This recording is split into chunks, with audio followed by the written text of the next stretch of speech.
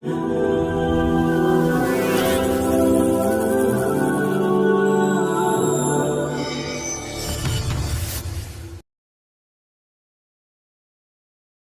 komunitas. Komunitas harus bersama dengan teman-teman yang sama. Kita kalau berteman dengan orang yang azan ke masjid, kita akan selalu ke masjid kan? Kalau antum mau berprestasi teman-teman, berteman dengan orang-orang prestasi. Kita kalau berteman, misal contoh urusan dunia dengan pengusaha, 10 orang semua teman kita pengusaha. Kita sedikit banyaknya kan terpengaruh dengan mereka. Karena mereka tiap hari bicara, kita ambil barang dari mana, modalnya bagaimana. Kita awalnya mungkin kikuk kalau nggak pernah usaha, tapi lama-lama kita akan terbiasa. Kalau antum berteman dengan pengangguran,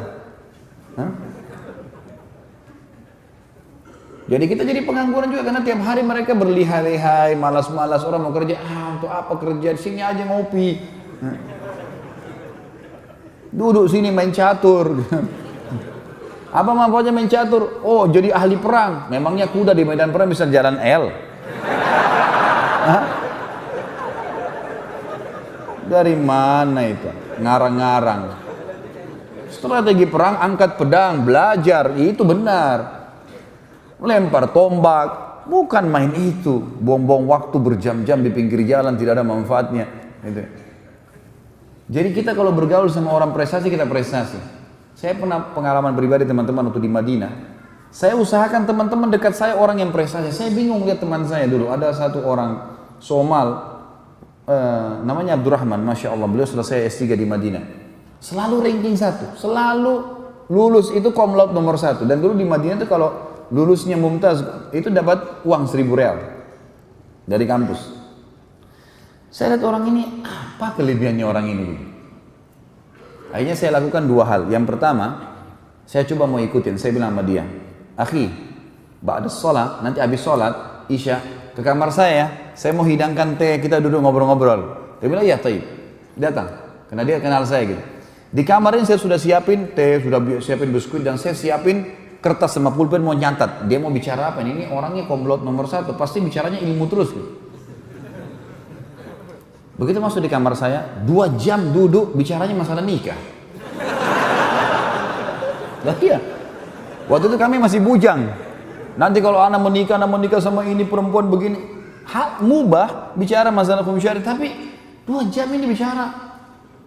Saya pikir tadi mungkin kita kembali ke rujukan kitab ini, syekh ini, buku ini, tulisan begini di halaman sekian. Saya udah nggak ada tulisan, tapi saya juga nggak ngorek, biarin aja. Besok saya undang lagi yang kedua kali, sama lagi. Ini berarti orang ini biasa. Saya ubah sekarang, saya coba ke kamarnya, disambut sama dia, ahlan gini, cerita masalah negaranya. Nggak ada bicara masalah. Ini kita 14 mata pelajaran. Semuanya nilainya dia 190, 199, 90. Nilainya luar biasa. Apa sih prestasinya orang ini? Saya lakukan yang kedua. Di kampus, di kelas. Dia jalan, saya jalan sama-sama. Begitu masuk kelas, sebutlah satu kelas sama saya. Saya dapat rahasianya di situ ternyata teman-teman sekalian. Jadi ini kita lihat orang yang berhasil, ikutin, coba lihat. Hasilnya luar biasa. Saya lihat di kelas, dia kalau masuk dosen, 5 dosen satu hari, dia duduk, dia ambil meja itu, dia duduk di depan sekali. Kalau dosen sudah datang, lalu kemudian dia konsentrasi. Banyak teman-teman nggak perhatikan, karena saya memang kejarnya mau target dia, saya dulu di belakangnya. Saya lihat orang ini buat apa? Diambil pulpen sama kertas, dosen ngomong. Masuk materi usul fikih misalnya, dijelaskan tentang perkataan Imam Malik, ya, perkataan ahli Madinah bisa jadi hujjah dan seterusnya, ditulis sama dia. Setiap syekhnya sudah jelaskan sesuatu, dia bilang, sebentar syekh, yang anda jelaskan tadi itu seperti ini kah maksudnya? Ini yang saya fahamin. Tak diterangin sama dia. Setelah itu dia bilang, benar nggak syekh? Syekhnya bilang benar, sudah begitu yang saya maksudkan. Tapi dia pakai terangkan dengan caranya dia. Baik, kalau saya jawab ujian begitu bisa nggak? Bisa. Oke, baik, jalan. Jadi dia ini di kelas teman-teman seperti dia sama dosen saja. Yang lain ini tidak dipedulikan sama dia. Dia belajar, tanya terus. Di belakang ada yang tidur, di sana ada yang tidur. Dan subhanallah, karena dia buat itu, jadi dia tulis di bukunya seperti apa yang dia fahamin, dan dosen sudah ACC kan. Itu subhanallah, hari ujian, buku tulisnya difotokopi sama orang-orang. Semua mahasiswa banyak yang fotokopi, dibaca bukunya. Saya jadi berpikir, berapa banyak pahalanya ini orang ini. Karena bukunya ditulis kan tebal, banyak tulisan, dan 14 mata pelajaran hampir semua ditulis. Kemudian saya lihat, oh ini pahalanya besar sekali, sampai bukunya itu ditaruh di tempat fotokopian, orang tinggal tanya, buku tulisnya Abdurrahman. Nah, orang fotokopian sudah tahu. Oh, iya. Saya coba buat sama, saya coba ikutin. Saya coba ikutin orang ini. Begitu masuk kelas, dia di sana, saya di sini. Dia bertanya, saya bertanya. Apa yang dia buat, saya buat, ciplak saja. Tapi memang bertanya tidak paham ya. Bentar Syekh, gini Syekh, dialog. Sampai akhirnya ada materi, ya kebetulan ini, karena saya senang sekali dengan sirah, yang makanya saya susun. Sirah ini ada dosen datang, beliau aslinya Afghanistan, aslinya tapi sudah warga negara Saudi. Beliau memang ketua waktu itu ketua bidang sejarah di kampus, di fakultas saya gitu, fakultas dakwah. Beliau bilang tulis semuanya, tulis. Jadi saya tulis, apa yang saya tulis. Awalnya teman-teman sekalian saya kegugupan juga nulis. Jadi kadang-kadang masih berantakan, sampai mungkin 3 bulan lah saya adaptasi. 3 bulan itu, alhamdulillah setelah 3 bulan saya bisa nulis ayatnya pakai tinta warna merah, tulisan umumnya pakai warna hitam, gitu kan. Sudah rapi. Sampai waktu dosen itu mau ujian, dia bilang, karena dia datang cuma ngobrol aja masalah sejarah. Dia bilang sama teman-teman di kelas, kampus, siapa yang nulis materi saya selama 1 periode ini? Semua angkat tangan, saya juga termasuk teman-teman angkat tangan. Kemudian dibawa sama dia di rumahnya, lalu dia kembali. Lalu dia bilang, subhanallah kalimatnya dia bilang, yang bisa saya referensikan ini, punyanya Basalamah nih, buku tulis. Padahal itu waktu itu ada bukunya si Abdurrahman. Gitu kan.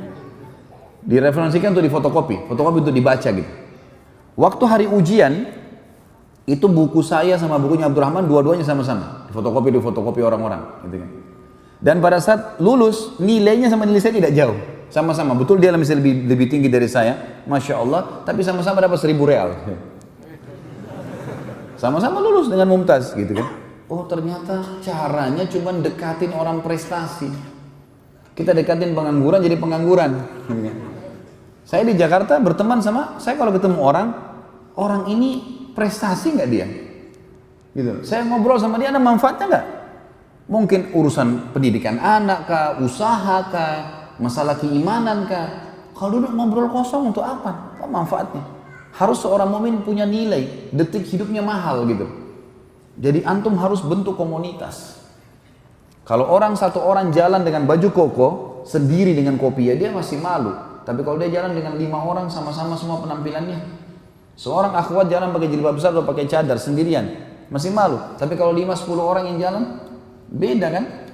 Maka komunitas itu penting sekali.